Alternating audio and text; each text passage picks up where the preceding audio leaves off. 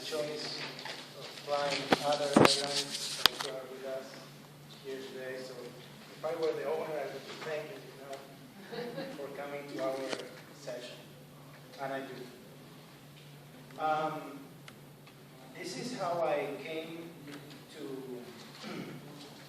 find this idea that I would like to share with you today. I won't tell you what the idea is yet.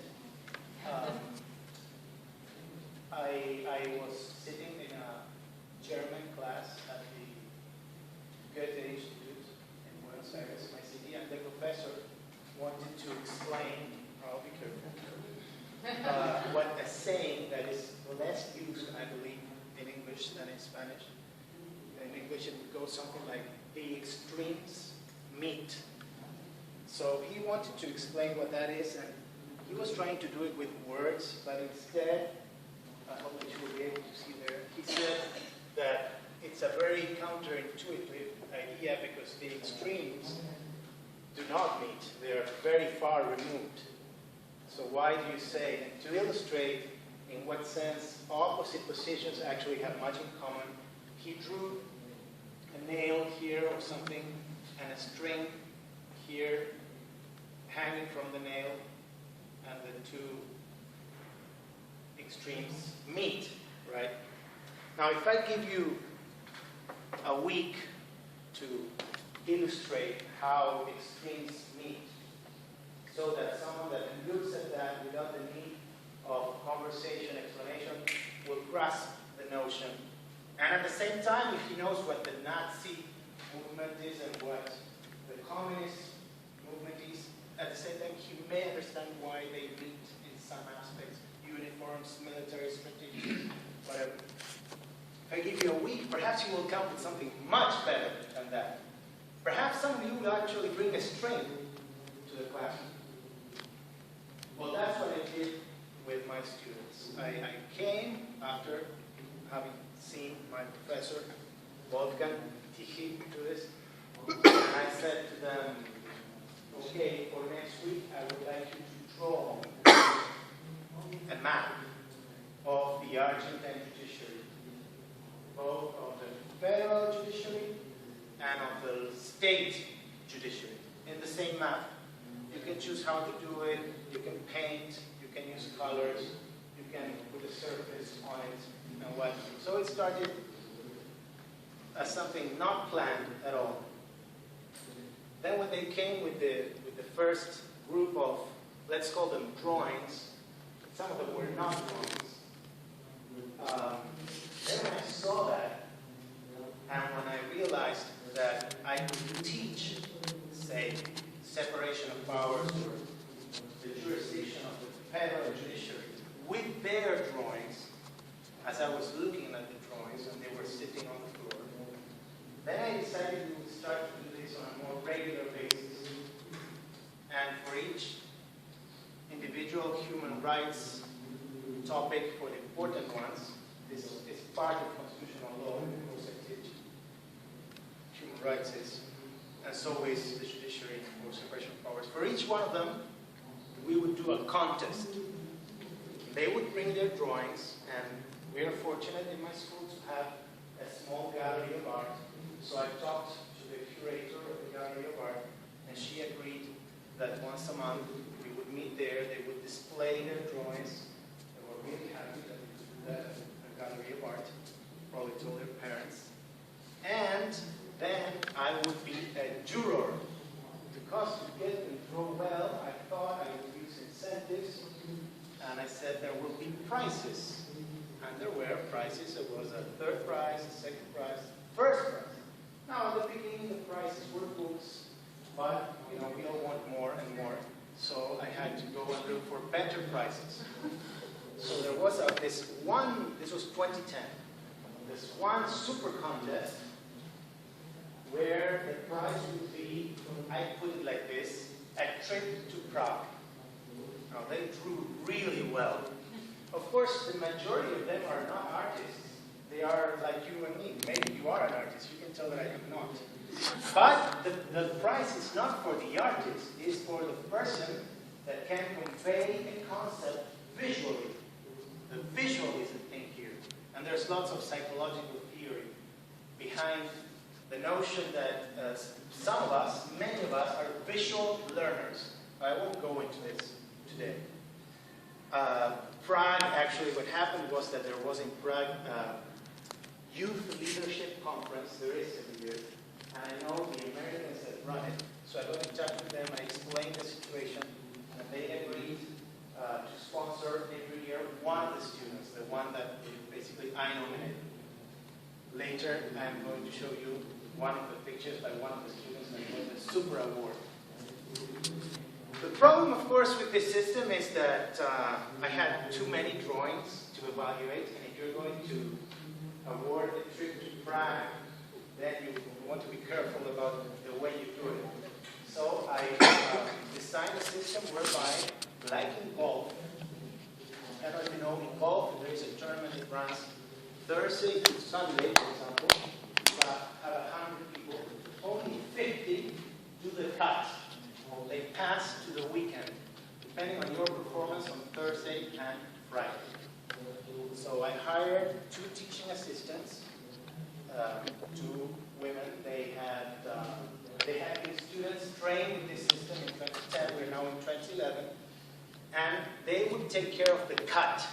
So I would receive 50% of the total. And of course, there was some tension there because your professor would not get to see you because these 2 girls, they had a lot of authority and so on. But it was the only way we could do it, and I could spend more time with each one of the pictures or drawings. Examples of issues that were illustrated with this system: conflicts of rights, for example. There are some topics, there's like a pattern, that lend themselves especially, but not only human rights, of course, to this kind of thing, of drawing them. For example, another one was theories on the right to privacy. So draw the decisional theory of the right to privacy and the spatial theory of the right to privacy. Which takes me to 2012, where I decided for the first time, after having trained the students in the drawing system all along the semester, to evaluate them with the drawing system. Because I wanted to avoid public outrage, I gave a choice to the students so that they could decide whether to answer the questions writing or drawing. 50% of the students in this test, the only one I've conducted like this so far, chose to draw. And the incentive was for the drawers that they would have some more time to do their exam. Actually, they did very, very well in the exam, those who chose to draw.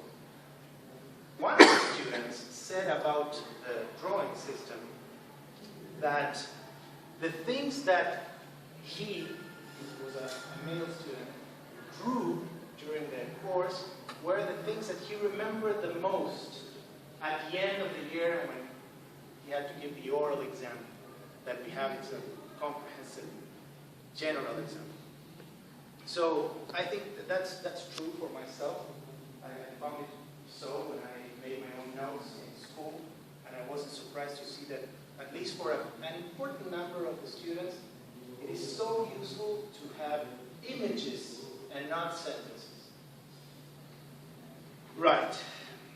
Almost finally, let me share with you why I think that using to some extent a system like this one can help to combat the use of technology in the classroom, which I think is one of the major problems we face these days.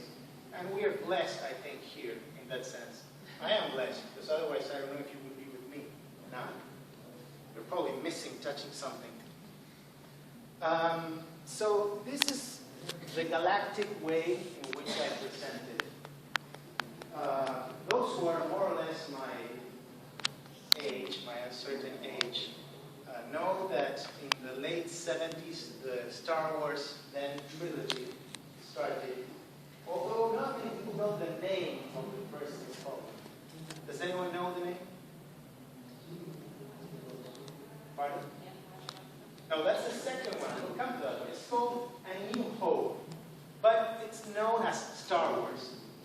we meet Luke Skywalker and Han Solo and all that. Right, so for the professor, for some professors, what was the new hope? The new hope was PowerPoint presentations. So there was a time when some of us decided that that's the way to do it. That's the way to do it. But then the students strike back and they bring their laptops to the classroom. That's the second part of the trilogy. So the professor is looking at the main screen and illustrating things, and the student is looking at his own screen, reading the New York Times, the NBA results, and watching friends, checking the email, doing Facebook, etc. None of which you can do here now, I think. I hope. Then the professor, of course, is like flabbergasted by this situation, and the third part, which would be episode 6, by the way, of the trilogy, comes, which is the return of the professor. Where the professor had turned off the light to show his own slides without knowing that the darkness facilitated mischief, turns on the light now, and he doesn't want anymore on the screen, and he looks at his or her students' eyes and talks to them like in the old days.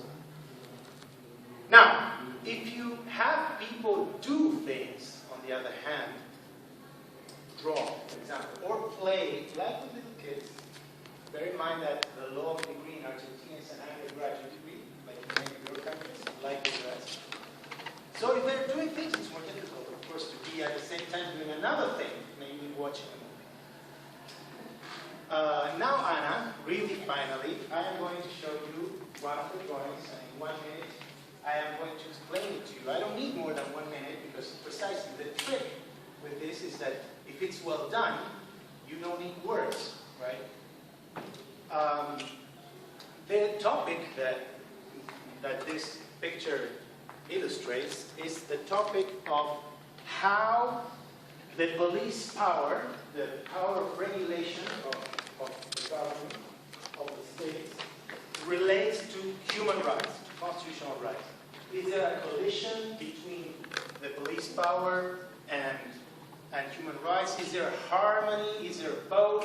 So I had taught this for 1.5 hours, and I struggled with this notion, and this student, Sofia Arroyo, from Catholic University, came to solve the problem in the following way. She thought that well, I'll give you 30 seconds of silence, and then I'll speak for 30, and then you can, I promised it. Can we?